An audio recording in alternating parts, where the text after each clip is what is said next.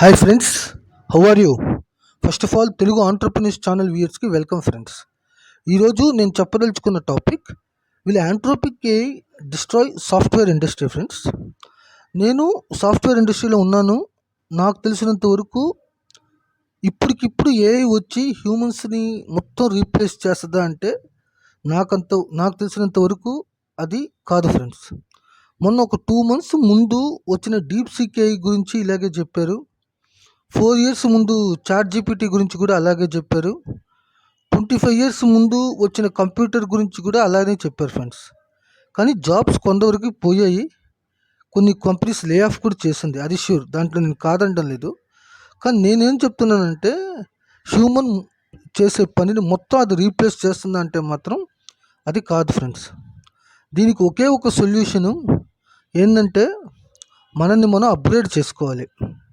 ఏ టెక్నాలజీలో మనం స్ట్రాంగ్గా ఉన్నామో దాన్ని ఇంకా స్ట్రాంగ్ అవుతూ ఉండాలి. ఏ వర్క్ ఇచ్చినా కూడా చేసేటట్టు ఉండాలి ఫ్రెండ్స్.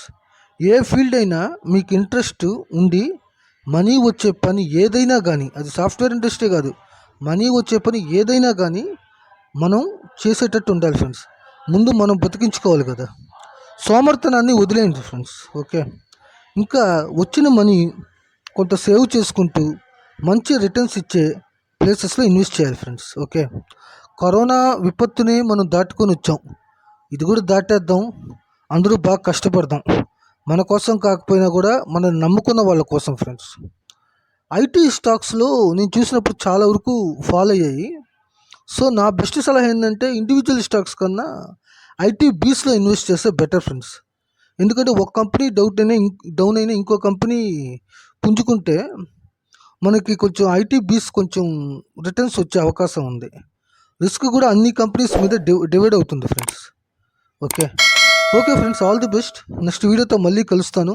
అంతవరకు take care of your health and take care of your wealth friends. Thank you.